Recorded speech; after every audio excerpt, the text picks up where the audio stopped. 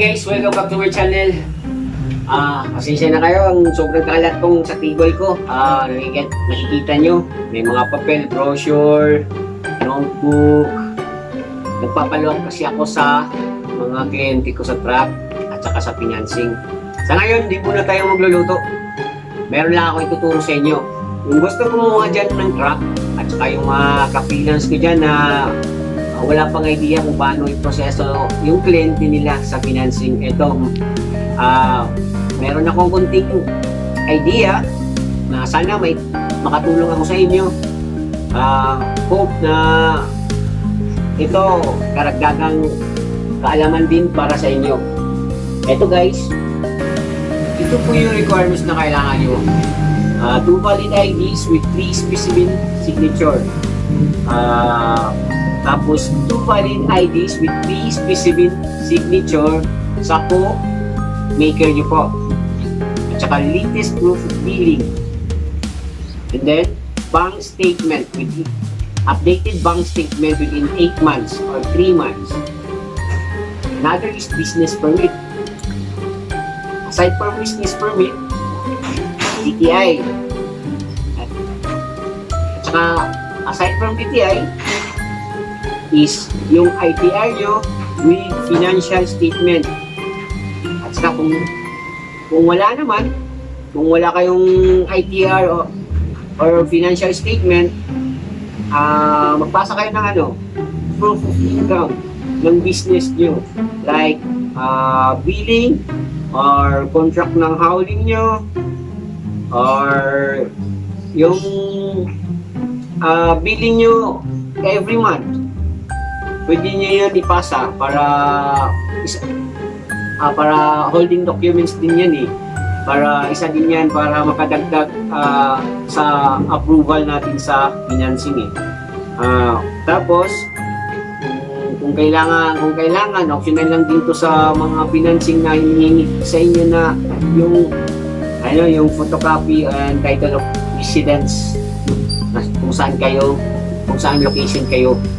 At tapos, number 1, ito po yung kailangan nyo din hingin sa dealer kung saan nyo kukunin nyo yung truck nyo, yung tinatawag nila na quotation. Sa quotation, nakalagay yung price ng unit at saka yung detalye ng unit nyo. Kailangan nyo po yun hingin sa dealer ng truck para ipasa nyo sa financing. Yun po ang mga kailangan natin ng requirements bago yun po yung i-comply nyo lahat para ipasa nyo po sa financing. Tapos pupunta na kayo sa financing, dala-dala nyo yung requirements nyo dun, pagpunta nyo dun sa financing, pasa nyo po yung requirements nyo, doon na kayo mag-fill up ng application. Application nyo po para sa truck nyo. Para mapa-schedule kayo sa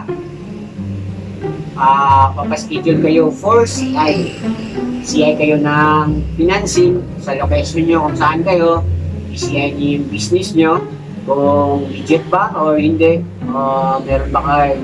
Kasi i-ano nila yan kumbaga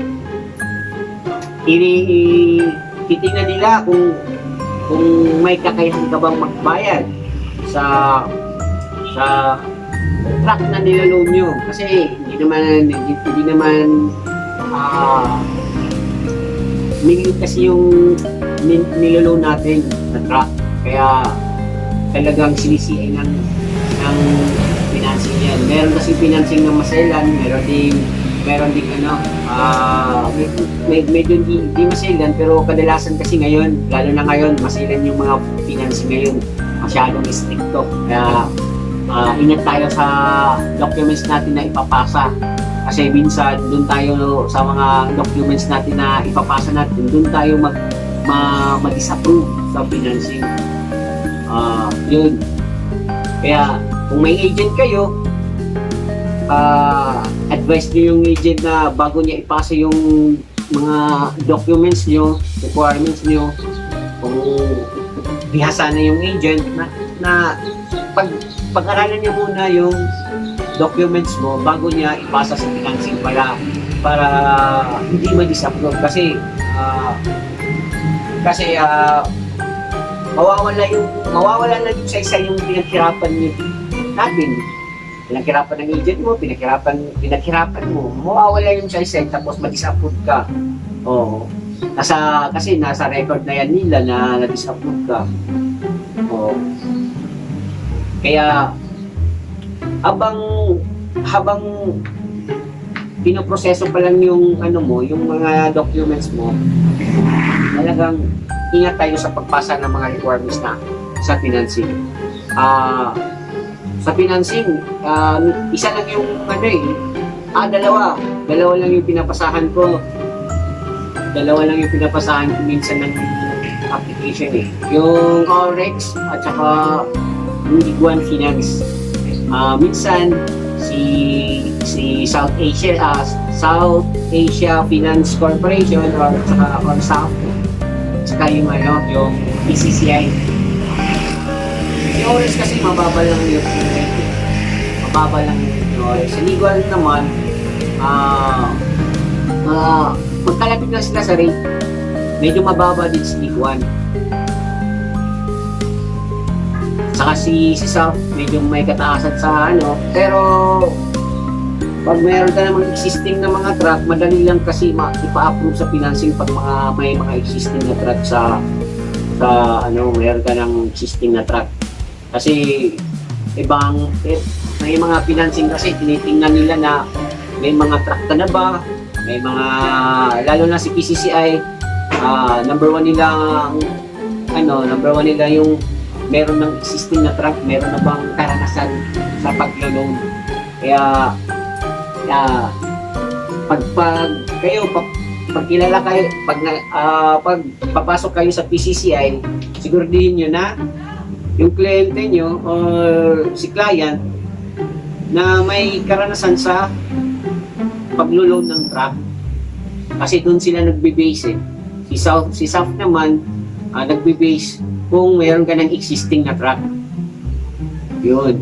Si Orex naman, tinitingnan nila kung may kakayahan ka magbayad kasi ang hawak ng Orex is Metrobank.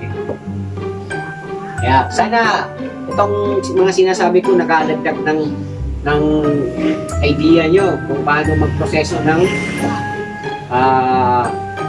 truck loan sa financing. Ito yung sample ng quotation. Sample ng quotation ng truck loan galing sa dealer. Makikita nyo, may picture sa may picture sa truck na kukunin nyo at saka detalye sa truck na kukunin nyo. Dito, makikita dito yung presyo. Ito yung ipapasa nyo sa financing. Ito application ko. Meron akong sample na application dito Makikita nyo dito. Ito yung loan application, Sulat mo yung personal information mo dito. Yung pangalan ng business nyo, yung personal data. Sulat nyo.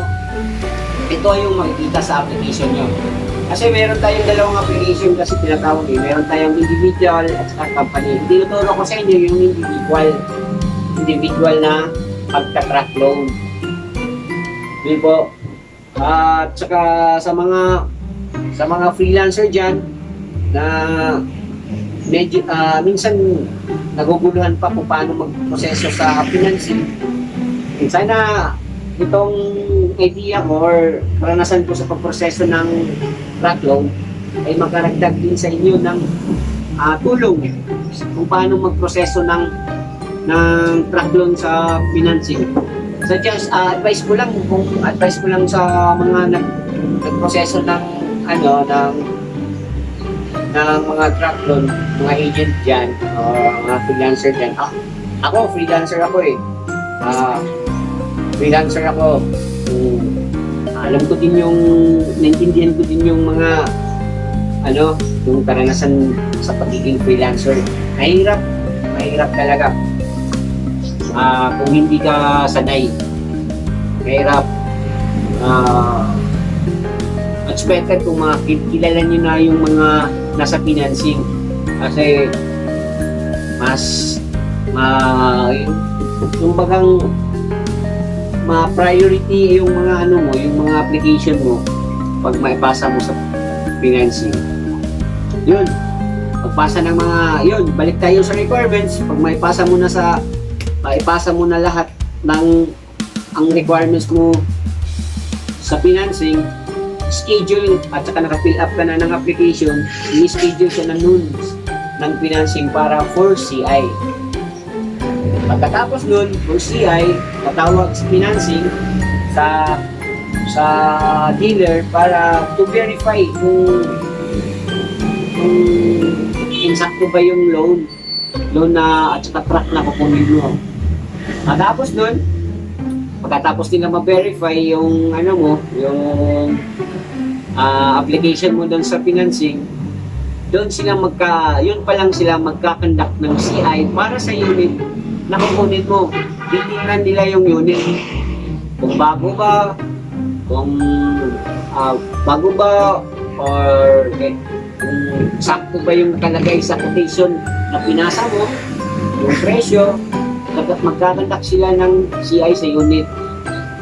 Yung actual na CI, titingnan nila yung unit. Pipicturean nila, or actual. Tapos yun,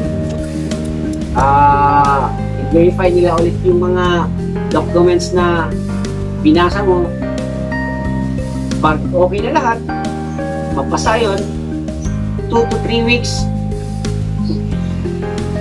sa pagproseso ng mga pag walang problema sa mga documents na binasa mo, ma-approve ka. Yun lang po. Salamat sa lahat sa nanonood ng video nito. Sana marami po akong na-share sa inyo na kaalaman tungkol sa pagproseso ng truck loan sa financing.